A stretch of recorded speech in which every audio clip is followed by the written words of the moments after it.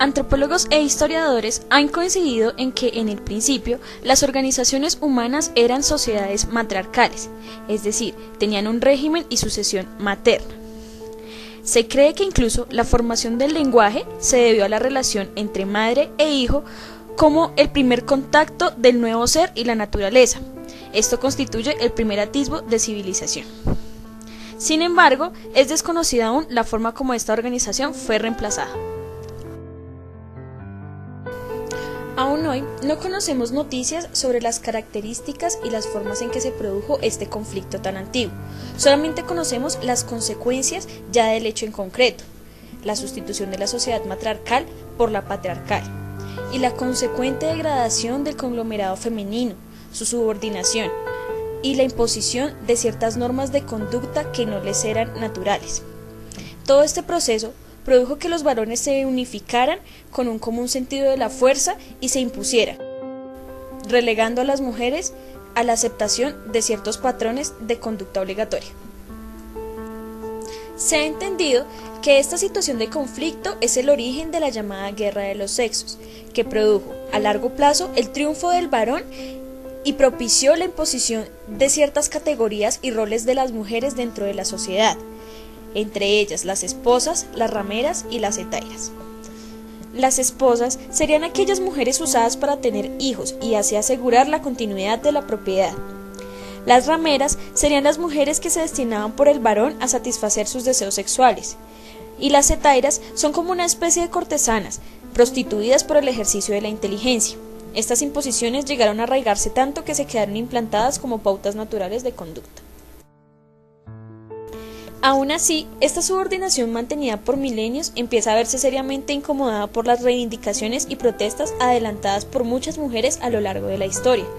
Mujeres que lucharon por la igualdad de los derechos de la humanidad, como en el caso de la Revolución Francesa, en la que el papel de las mujeres fue vital para la consigna revolucionaria y libertaria. Sin embargo, el intento de igualar los derechos de hombres y mujeres, aún en el contexto revolucionario, fue impedido y castigado.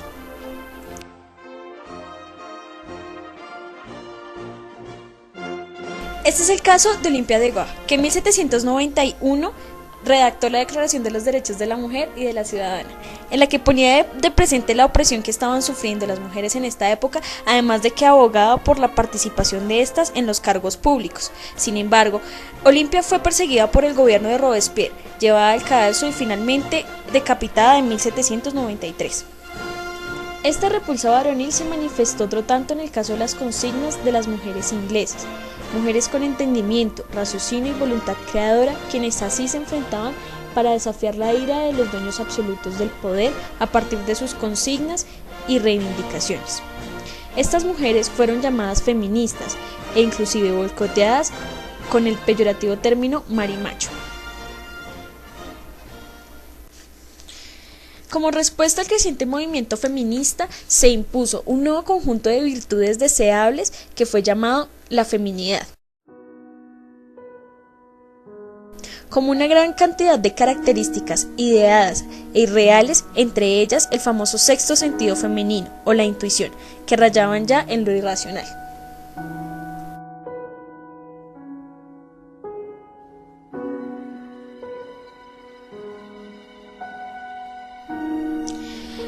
Este llamado sexto sentido femenino, lejos de ser un don, constituyó el cimiento de la relación ficticia entre el sentimentalismo irracional y la mujer, en contraposición al racionalismo creído solo como propio del hombre. Creencia que fue incluso aceptada con orgullo por muchas mujeres y que repercutió profundamente en la participación de estas en las actividades políticas, asignando a la mujer el papel de la crianza y la formación de los buenos ciudadanos para la República. Se impuso así el nuevo criterio de la feminidad. Así, por ejemplo, en Colombia, una de las primeras formas de participación de la mujer en la vida política fue a través del sufragio. Sin embargo, este proceso no fue pacífico ni romántico en absoluto, pues la sociedad colombiana ha conllevado desde siempre un patriarcalismo arraigado desde los cimientos mismos de la nación.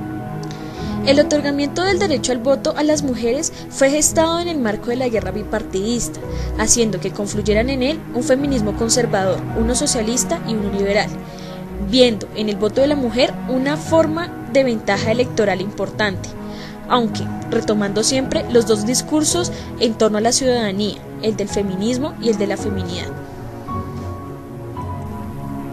Desde el conservadurismo se destacó el control eclesial y el deseo de hacer de las mujeres el paradigma de lo bueno y lo puro, asegurando así la defensa del hogar cristiano, mientras que de parte del liberalismo y el socialismo se escucharon más propuestas de parte de mujeres trabajadoras abogando por una amplia justicia social.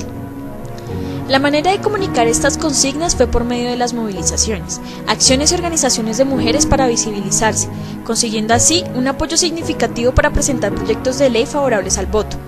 Sin embargo, simultáneamente se impuso una reacción adversa y violenta que detuvo el reclamo por los derechos políticos de las mujeres, haciéndose transversal el reclamo por la vida. Todas las mujeres, tanto conservadoras, liberales y socialistas, se respaldaron mutuamente ante la Asamblea Nacional Constituyente para negociar el voto sin permitir que se les impusieran limitaciones desventajosas de ninguna manera. Esto se logró en el año 1954, pero solo hasta 1957 pudo hacerse efectivo, trascendiendo más allá de las identidades partidistas o religiosas. Sin embargo, el sufragio no es sino la etapa inicial de la participación política, pero esta etapa parece no haberse superado nunca, y la inclusión de las mujeres en la política nunca se desarrolló. Aún hoy no existe participación real de las mujeres dentro del ámbito político del país. Esta situación tiene varias causas. La primera de ellas es la exclusión, producida entre otros por considerar a la mujer un ser impreparado o demasiado sentimental y bueno para inmiscuirlo dentro de la dinámica imperfecta de la política.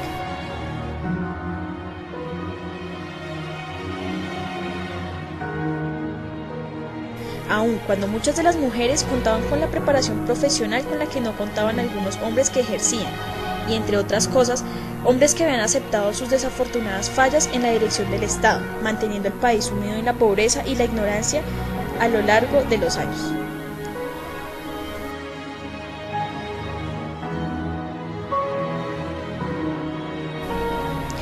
Se creía que las demás limitaciones estaban dentro del orden de lo económico, lo educativo y lo legal, aunque se ha evidenciado que la limitación es más el producto del proceso histórico de opresión que se ha interiorizado y se ha arraigado en lo más profundo de la conciencia, tanto de hombres como de mujeres. De modo que se ha considerado que el mayor o el único factor limitante es el psicológico. Este factor psicológico se ha dividido a su vez en tres factores específicos. Primero, el sentimiento de incompletud, que es lo que ha llevado a la mujer a creerse el argumento de la falta de la preparación, que al mismo tiempo la coloca en un círculo vicioso. No puede actuar en la política porque no está preparada, y no está preparada porque no ha podido actuar en la política, una actividad que requiere necesariamente de práctica. El segundo factor es su visión parcial del panorama político, que provoca que se haya quedado estacionada en una franja sentimental, de modo que sus esfuerzos políticos se ven enfocados únicamente a temas que se creen relacionados a la mujer, impidiendo así la búsqueda de verdaderas soluciones completas.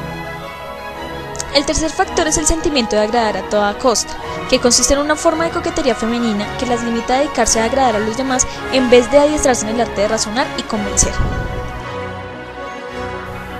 En conclusión, es necesaria la emancipación y el desarraigo de las anticuadas normas con las que se educó a la mujer para conseguir la verdadera liberación, la liberación mental, pues solo en esta medida es posible reencontrar su esencia feminista, habilitando su capacidad de actuar auténticamente dentro de la sociedad.